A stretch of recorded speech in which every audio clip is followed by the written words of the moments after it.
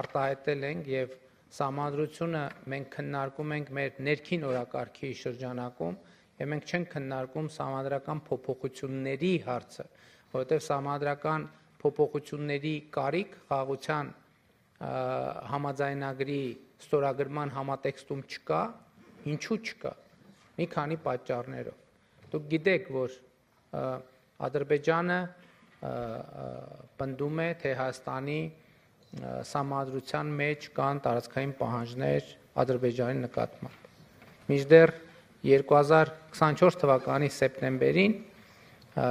երբ Հայաստանի սահմանադրական դատարանը քննում էր Հայաստանի եւ Ադրբեջանի սահմանազատման հանձնաժողովների համատեղ գործունեության կանոնակարգը, որը իդեպ առաջին միջպետական փաստաթուղթն էր երկկողմ Հայաստանի եւ Ադրբեջանի միջեւ, Սահմանադրական դատարանը այդ որոշմանը անդրադարձավ խնդրին եւ արձանագրեց, որ Հայաստանի սահմանադրությունում որևէ երկրի նկատմամբ տարածքային պահանջ չկա եւ նաեւ դա ինչ կապ ունի սահմանազատման հանձնաժողովների կանոնակարգի հետ, որովհետեւ ես իմ ելույթում ասացի, որ այդ փաստաթղթում ալմատ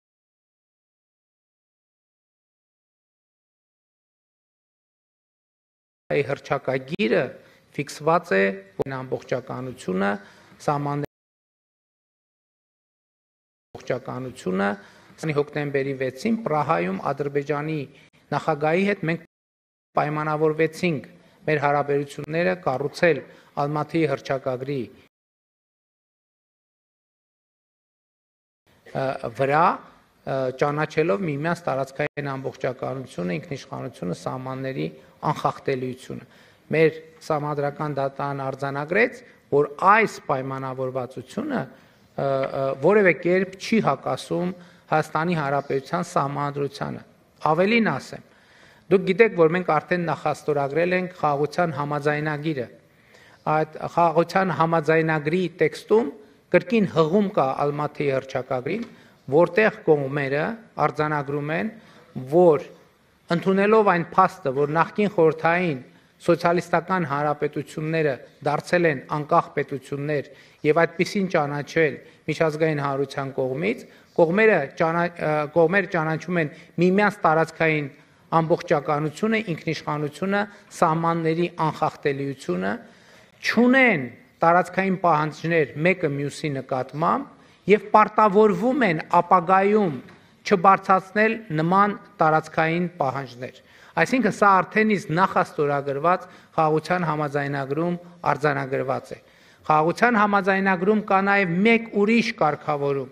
որ կողմերից ոչ մեկը չի կարող հղում անել իր ներքին օրենսդրությանը սույն խաղաղության համաձայնագրի իրականացման ձախողումը արդարացնելու համար։ Այսինքն ինչպես տեսակ, մի կողմից արձանագրված է փոխադարձաբար տարածքային ամբողջականության ճանաչումը, մյուս կողմից ասվում է, որ ներքին օրենսդրությունը չի կարող բերվել որպես արդարացում այդ պայմանավորվածություններից շեղվելու համար։ Ավելին, մեր գործող սահմանադրության մեջ մենք ունենք կարգավորում, որը ասում է վավերացված միջազգային պայմանագրերը ունեն ավելի բարձր իրավական ուժ, քան ներքին օրենսդրությունը։ Եվ հետևաբար, երբ որ մենք ստորագրենք խաղաղության համաձայնագիրը, մեր օրենսդրության համաձայն այն մենք պետք է պարտադիր ուղարկենք սահմանադրական դատարան նրա համապատասխանությունը մեր սահմանադրությանը հետ ստուգելու համար։ Եթե մեր սահմանադրական դատարանը կորոշի, որ համաձայնագիրը հակասում է գործող սահմանադրությանը, ես ինքս հայտարարել եմ արդեն, որ մենք կնախաձեռնենք սահմանադրական փոփոխություններ։ Եթե մեր սահմանադրական դատարանը կորոշի, որ համաձայնագիրը համապատասխանում է մեր սահմանադրությանը, այդ դեպքում ոչ մի խոչընդոտ չկա այն վավերացնելու մեր երկրի խորհրդարանում, որից հետո մեր սահմանադրության համաձայն այն կստանա բարձրագույն իրավաբանական ուժ։ Եվ հետևաբար խաղաղության համաձայնագրի համատեքստում ընդհանրապես սահմանադրության հետ կապված որևէ խնդիր չկա։ Մենք մյուս կողմից դեռևս 2020 թվականի փետրվարից եւ դրանից առաջ էլ մենք որդեգրել ենք Հայաստանում նոր սահմանադրություն ընդունելու անհրաժեշտությունը։ Ինչով է պայմանավորվում եւ բացատրվում նման անհրաժեշտությունը։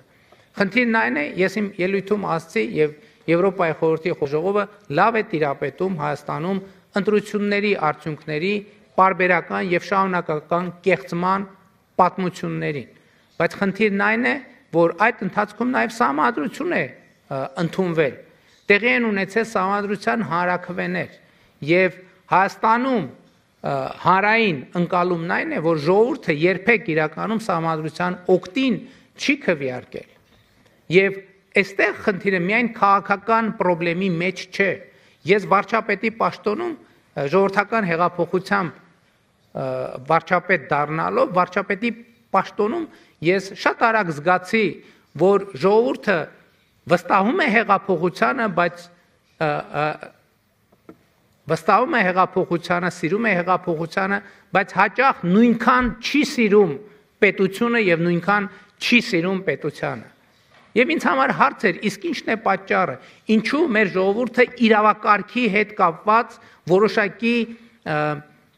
կներեք այդ բառի համար ալերգիկ դրսևորումներ է ունենում Հայաստանում հաստատված իրավակարգի նկատմամբ։ Եվ իմ վերլուծությունները ցույց են տվել, որ պատճառը հետեւյալն է. Հայաստանում հաստատված իրավակարգը օրգանական կապ չունի ժողովրդի հետ, որովհետև ժողովուրդը չի համարում, որ Հայաստանում ապրելու են կանոնները, որոնք արձանագրված են սահմանադրության մեջ եւ որոնք մնացածն էլ բխում է սահմանադրությունից, չի համարում, որ դա իր որոշման արդյունքում հաստատված իրավակարգ է։ Եվ այս պայմանական ասած, այս ալերգիկ երևույթը հաղթահարելու միակ տարբերակը ես տեսնում եմ նոր սահմանադրության ընդունումը, որտեղ ժողովուրդը ազատ, ժողովրդավարական կամ արտահայտմամբ կքվեարկի